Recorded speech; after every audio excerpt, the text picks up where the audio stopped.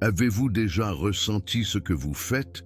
Quelque chose en vous est agité, comme si vous vous promenez dans la vie en portant un fardeau que personne d'autre ne semble comprendre. Si c'est le cas, faites une attention particulière, car cela pourrait être la preuve que Dieu vous a choisi pour quelque chose de plus grand. La Bible est claire. Ceux que Dieu appelle traversent des batailles spirituelles intenses, de la solitude profonde et même des crises de foi. Ce n'est pas par accident. Cela fait partie du processus de raffinage. Beaucoup de gens pensent qu'être choisi par Dieu signifie une vie de facilité et de bénédiction. Mais la vérité est loin de cela. En fait, au moment où Dieu distingue quelqu'un, ils éprouvent des douleurs spirituelles que la plupart des gens ne comprendront jamais. Ils se sentent hors de propos dans ce monde, attaqués de tous les côtés et ont été testés au-delà de leurs limites. Mais voici la bonne nouvelle, ces difficultés ne sont pas un signe de l'absence de Dieu, c'est la preuve de sa vocation. Si vous avez traversé des batailles qui semblent insupportables, c'est parce que votre destin est plus grand que vous ne pouvez l'imaginer. Aujourd'hui, nous allons révéler 5 signes puissants qui confirment que vous avez été choisi par Dieu. Ce ne sont pas des difficultés aléatoires, ce sont des indicateurs divins que votre vie a un objectif plus élevé. Restez avec moi jusqu'à la fin, car ce que vous êtes sur le point d'apprendre pourrait tout changer sur la façon dont vous voyez vos difficultés. Et avant de commencer, laissez-moi vous demander, avez-vous déjà eu l'impression de ne pas appartenir à ce monde? Déposez un commentaire ci-dessous et parlons-en. Maintenant, plongeons dans le premier signe, un que la plupart des gens ignorent, mais qui est un signal direct de Dieu. Il y a un sentiment profond et inébranlable que quelque chose manque. Même lorsque la vie semble se passer bien, carrière, relations, même réalisation personnelle, il y a un vide inexplicable que rien ne peut combler. Ce n'est pas une coïncidence, c'est une vocation divine. Dieu place cette agitation dans le cœur de ceux qu'il a choisis, les poussant vers quelque chose de plus grand. Ecclésiaste 3:11 dit que Dieu a établi l'éternité dans le cœur humain, ce qui signifie qu'aucune chose terrestre ne satisfera jamais vraiment. Ce vide n'est pas une punition, c'est une invitation. Ceux qui sont choisis par Dieu éprouvent souvent ce désir intérieur parce que leur esprit se rapproche de lui. Le monde essaie d'offrir des solutions temporaires, les distractions, les plaisirs, voire le succès matériel, mais aucune ne permettait de la paix durable. Pourquoi? Parce que l'âme n'a pas été créée pour être satisfaite par rien de moins que Dieu lui-même. Beaucoup essaient de faire taire ce désir avec des relations, des divertissements ou des réalisations personnelles, en espérant que le sentiment disparaîtra. Pourtant, peu importe combien ils poursuivent après ces choses, le vide demeure. C'est comme si l'âme criait pour quelque chose de plus profond, quelque chose d'éternel. L'apôtre Paul a décrit ce sentiment quand il a dit « Je considère que tout est une perte à cause du dépassement de la valeur de connaître le Christ Jésus mon Seigneur. » Philippiens 3:8. Ce que Paul a réalisé, c'est la même vérité que beaucoup ignorent. Seule une relation avec Dieu peut vraiment nous compléter. C'est pourquoi ceux choisis par Dieu ressentent souvent un sentiment d'insatisfaction à l'égard des choses du monde, car elles sont destinées à quelque chose de plus grand. Au moment où ils le reconnaissent, tout change.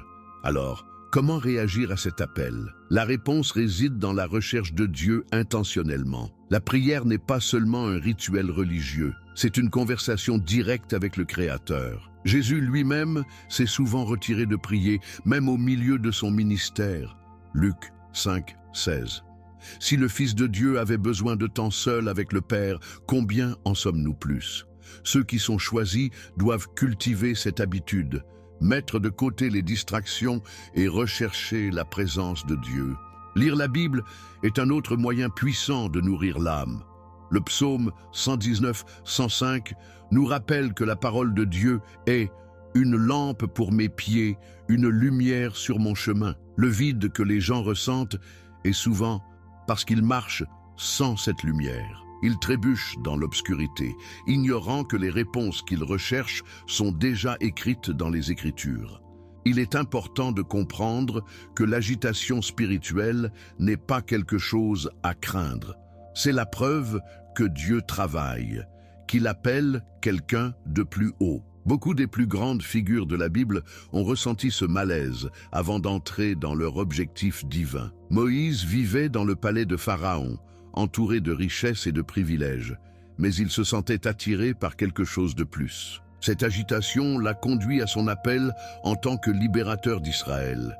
Il en va de même aujourd'hui. Dieu suscitera le cœur d'une personne jusqu'à ce qu'il se tourne enfin vers lui. Ce n'est pas un signe de quelque chose qui ne va pas. C'est un signe de quelque chose qui va bien. L'inconfort est un panneau divin pointant vers une relation plus profonde avec Dieu. Et ce n'est que le début. Ce sentiment de désir spirituel n'est que la première étape d'un plus grand voyage. Beaucoup de ceux qui l'expérimentent se retrouveront bientôt confrontés à quelque chose de plus difficile, l'isolement spirituel. Cela fait également partie du processus de raffinage de Dieu, façonnant ceux qu'il a choisis dans un plus grand but. L'une des expériences les plus douloureuses pour ceux choisis par Dieu est le sentiment d'isolement. Même lorsqu'il est entouré de gens, la famille, les amis, les collègues, il y a un sentiment persistant d'être différent, de ne pas appartenir complètement. Ce n'est pas un accident, c'est une réalité spirituelle. Dieu distingue souvent ceux qu'il a choisis, les éloignant des distractions du monde pour approfondir leur relation avec lui. Jésus lui-même a vécu cela. Bien qu'il ait eu des disciples et des disciples, il y a eu des moments où il se tenait seul, se répercutant dans la solitude, jeûner dans le désert ou subir l'agonie de la croix. Matthieu 14, 23 nous dit « Après les avoir licenciés, il est monté sur lui-même pour prier. » Si Jésus, le Fils de Dieu, devait traverser des moments de solitude, pourquoi serait-il différent pour ceux qui le suivraient? Beaucoup de gens confondent cette solitude avec le rejet, mais c'est en fait la préparation. Dieu sépare ses élus pour les renforcer, pour leur enseigner la dépendance à l'égard de lui plutôt que de l'approbation des autres. L'histoire de Joseph est un exemple parfait. Il a été trahi par ses frères, vendu dans l'esclavage et jeté en prison, avant d'entrer dans son destin en tant que souverain en Égypte. Ce qui semblait être l'abandon était en fait le positionnement divin. Psaume 105, 19 dit « Jusqu'au moment de réaliser ses rêves, le Seigneur a testé le caractère de Joseph. » La même chose se produit aujourd'hui. Ce sentiment d'isolement n'est pas que Dieu oublie quelqu'un, c'est lui les affiner pour quelque chose de plus grand. Mais comment doit-on répondre à la solitude spirituelle? La première étape consiste à le reconnaître comme une saison, pas comme un état permanent. Elijah, l'un des plus grands prophètes, se sentait une fois si seul qu'il a demandé à Dieu de prendre sa vie. 1 Roi 19, 4. Pourtant, Dieu lui a révélé qu'il y en avait encore des milliers qui n'avaient pas s'inclissé contre de faux dieux. Il n'était pas vraiment seul. L'ennemi aime utiliser la solitude comme une arme, faisant croire aux gens qu'ils sont abandonnés. Mais la vérité est que Dieu ne laisse jamais ses élus. Le psaume 68, 6 nous rappelle que Dieu définit le solitaire dans les familles. Cela signifie qu'il fournira toujours les bonnes connexions au bon moment. Une autre clé consiste à adopter l'opportunité d'une intimité plus profonde avec Dieu. Au lieu de résister à la solitude, il faut l'utiliser pour le chercher davantage. Certaines des plus grandes révélations de la Bible sont venues lorsque les gens étaient seuls avec Dieu. Désert sur le mont Sinaï, Paul dans le désert, Jean sur l'île de Patmos. Ceux qui éprouvent la solitude spirituelle devraient le voir comme une invitation à grandir dans la foi, à entendre plus clairement la voix de Dieu. Développer une habitude de prière, de jeûne et d'étude des Écritures transformera l'isolement en une période de transformation. C'est dans ces moments que Dieu se révèle d'une manière qui ne serait pas possible dans le bruit de la vie quotidienne. Et juste au moment où il semble que l'isolement ne se terminera jamais, quelque chose d'inattendu se produit. Les batailles spirituelles commencent. Parce qu'au moment où quelqu'un se rapproche de Dieu, l'ennemi en prend note. C'est pourquoi ceux choisis par Dieu sont souvent confrontés à des attaques implacables, des défis qui semblent sortir de nulle part. Mais ces batailles ne sont pas des signes de défaite, ils sont la confirmation d'une vocation divine. Au moment où quelqu'un décide de chercher Dieu de tout cœur, une guerre invisible commence. Ce n'est pas une coïncidence que, Juste après que quelqu'un approfondit sa foi, tout semble mal tourner. Les difficultés financières, les conflits familiaux, les troubles émotionnels. Ce ne sont pas des événements aléatoires, ce sont des attaques spirituelles. L'ennemi ne perd pas de temps à attaquer ceux qui ne sont pas une menace. Mais quand quelqu'un est choisi par Dieu, l'opposition s'intensifie. Jésus a mis en garde contre cette réalité dans Jean 16, 33. « Dans ce monde, vous aurez des problèmes, mais prenez cœur, j'ai surmonté le monde. » La présence même des luttes est la preuve d'une vocation divine. Ceux qui appartiennent à Dieu seront toujours confrontés à la résistance parce qu'ils avancent son royaume. Ces attaques viennent souvent en vagues, frappant les domaines les plus vulnérables de la vie d'une personne. C'est peut-être une trahison inattendue, une profonde perte personnelle ou une vague soudaine de doute. Le but de l'ennemi est toujours le même: affaiblir la foi. C'est pourquoi Éphésiens 6,12 rappelle aux croyants que notre lutte n'est pas contre la chair et le sang, mais contre les dirigeants, contre les autorités, contre les pouvoirs de ce monde sombre. Reconnaissant que ces batailles sont de nature spirituelle, change tout. Au lieu de réagir avec la peur ou la frustration, il faut riposter avec les bonnes armes, la forme, le jeûne et la confiance inébranlable en Dieu. La Bible est remplie d'histoires de personnes qui ont fait face à des attaques implacables avant d'entrer dans leur objectif. David a été chassé par Saul, Job a tout perdu, Paul a été emprisonné et Jésus lui-même a été tenté dans le désert. Mais dans tous les cas, Dieu avait un plus grand plan. Alors, comment riposte-t-on? La première étape est de comprendre que la victoire n'est pas obtenue par la force humaine, mais par l'endurance spirituelle. Jacques 4, 7 donne une stratégie claire. Soumettez-vous donc à Dieu, résistez au diable, et il vous fuira. Cela signifie abandonner tout à Dieu, chaque crainte, chaque inquiétude, chaque bataille, et debout, ferme dans la foi. La prière devient le champ de bataille où les victoires sont remportées. Ce n'est pas seulement une routine, c'est une arme. Jésus a passé des nuits entières en prière avant de prendre des décisions importantes. Luc 6, 12. Ceux qui sont choisis doivent suivre son exemple. Le jeûne est un autre outil puissant. Lorsque les disciples ont eu du mal à chasser un démon, Jésus leur a dit « Ce genre ne peut sortir que par la prière et le jeûne ». Marc 9, 29. Certaines batailles spirituelles nécessitent un niveau d'engagement plus profond. Une autre clé pour surmonter ces attaques est de s'entourer de croyants forts. L'ennemi aime l'isolement car il rend les gens plus vulnérables. Ecclésiaste 4, 12 déclare « Bien que l'on puisse être maîtrisé, deux peuvent se défendre. Un cordon de 3 brins n'est pas rapidement brisé. » Avoir une communauté de foi offre de la force, des encouragements et de la sagesse pendant les saisons difficiles. La recherche d'un avocat sage, la participation à l'église et la participation à la communion sont essentielles à la résilience spirituelle. En même temps, il faut être conscient des tactiques de l'ennemi. Il utilise souvent le découragement, la confusion et les distractions pour affaiblir les croyants. Mais la Bible nous rappelle que « plus grand est celui qui est en vous que celui qui est dans le monde ».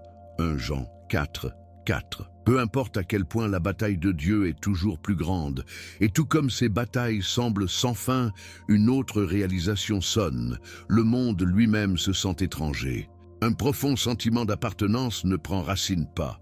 Un rappel que ceux choisis par Dieu ne sont pas destinés à ce monde, mais à quelque chose de bien plus grand. Il y a un moment dans la vie de chaque personne choisie lorsqu'elle regarde et réalise « Ce monde n'est pas à la maison ». Il ne s'agit pas seulement de se sentir différent, il s'agit de se sentir profondément à l'intérieur qu'ils ont été faits pour quelque chose au-delà de cette vie. Ce n'est pas l'imagination, c'est une réalité spirituelle. Jésus lui-même a dit « Ils ne sont pas du monde, tout comme je ne suis pas du monde ». Jean 17, 16. Ceux que Dieu a choisis se sentent souvent déconnectés des valeurs du monde, des activités et des plaisirs, parce que leur esprit est aligné sur quelque chose d'éternel. Ce sentiment n'est pas une malédiction, c'est la confirmation. Cela prouve que Dieu les a distingués dans un but divin. Quand quelqu'un en fait l'expérience, c'est parce que son âme aspire à quelque chose de plus grand que ce que ce monde peut offrir. Beaucoup ont du mal avec cette réalisation. Ils essaient de s'intégrer, de se mélanger avec la foule, de supprimer l'inconfort, mais cela ne fonctionne jamais complètement. Peu importe combien ils atteignent, le nombre de relations qu'ils établissent ou le succès qu'ils gagnent, il y a toujours un sentiment persistant que quelque chose manque. Ce n'est pas un accident, c'est l'ADN spirituel au travail. L'apôtre Paul l'a parfaitement décrit, « Notre citoyenneté est au paradis ». Philippiens 3:20. La raison pour laquelle les élus de Dieu ne se sentent pas chez eux dans ce monde est parce qu'ils ne sont pas censés le faire. Les valeurs, les priorités et même les désirs de ce monde ne les satisfont pas parce que leur esprit est conçu pour quelque chose de bien plus grand. Mais c'est là que l'ennemi en profite. Il utilise ce sentiment pour planter des graines de découragement, chuchotant des mensonges comme « vous n'appartenez nulle part »,« vous êtes seul » ou « quelque chose ne va pas avec vous ». Ce sont des attaques directes visant à faire en sorte que les croyants se sentent isolés et vaincus. Mais Dieu a déjà donné la vérité. Vous êtes un peuple élu, un sacerdoce royal, une nation sainte, la possession spéciale de Dieu. 1 Pierre 2:9. Cela signifie qu'au lieu de se sentir hors de propos, il faut embrasser cette vocation. Se sentir différent n'est pas un fardeau, c'est une bénédiction. C'est la preuve d'être mis à part par Dieu pour son dessein. Alors, que devrait faire quelqu'un quand il se sent de cette façon? Premièrement, il devrait se pencher sur leur identité en Christ.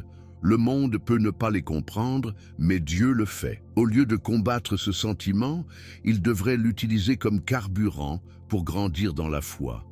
Passer du temps dans la parole de Dieu, s'entourer de croyants partageant les mêmes idées et servir dans son royaume renforcera leur objectif. Deuxièmement, ils doivent se rappeler que cette vie est temporaire.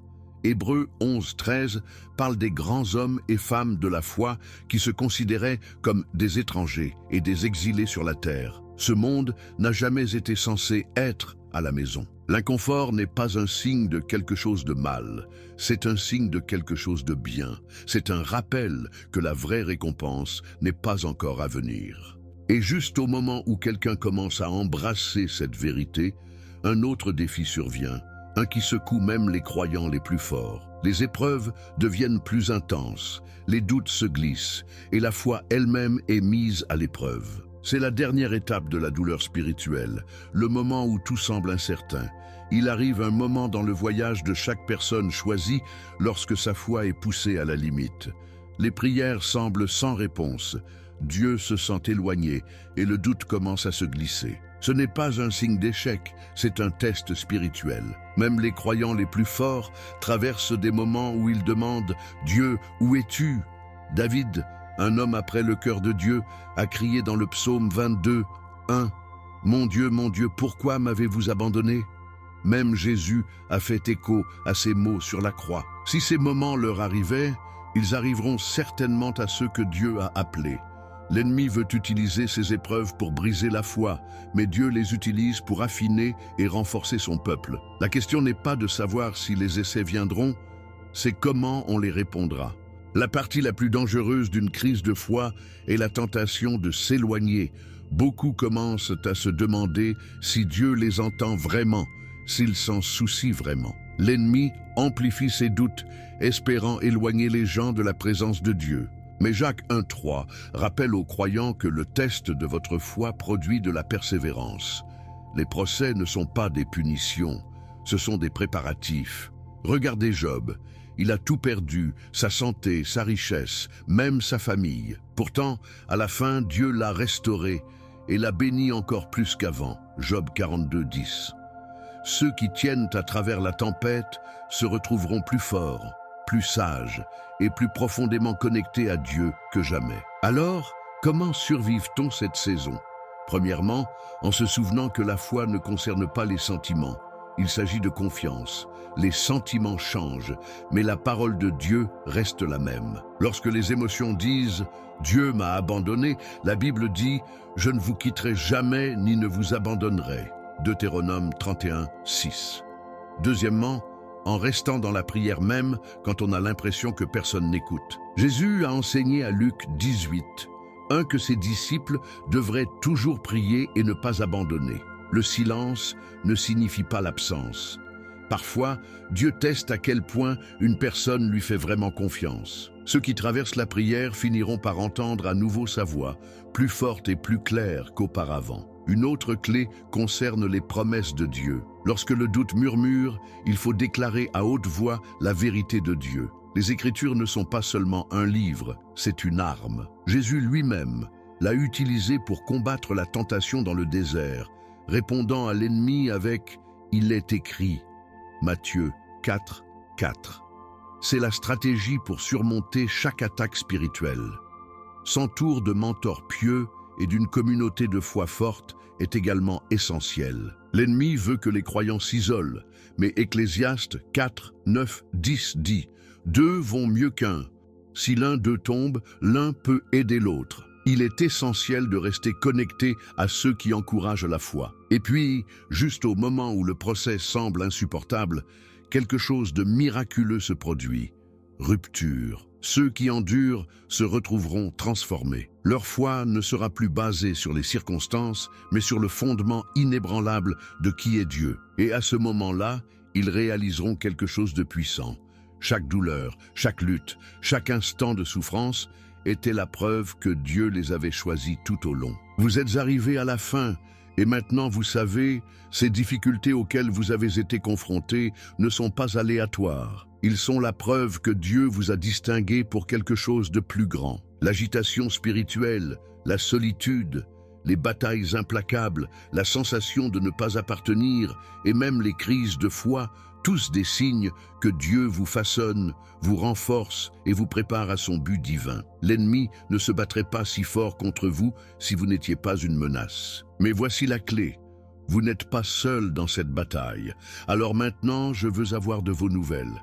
Laquelle de ces douleurs spirituelles avez-vous le plus ressenti? Déposez un commentaire ci-dessous et construisons ensemble une communauté de foi. Votre histoire pourrait être exactement ce que quelqu'un d'autre a besoin d'entendre aujourd'hui. Et si ce message vous a parlé, assurez-vous de vous abonner à la chaîne et d'allumer les notifications, car ce n'est que le début. Il y a tellement plus à découvrir sur la façon dont Dieu façonne votre destin. Et avant de partir, ne manquez pas la prochaine vidéo à venir sur votre écran. Elle va prendre cette révélation encore plus profonde. Rendez-vous là-bas et rappelez-vous, Dieu vous a choisi pour quelque chose d'extraordinaire. Que Dieu bénisse.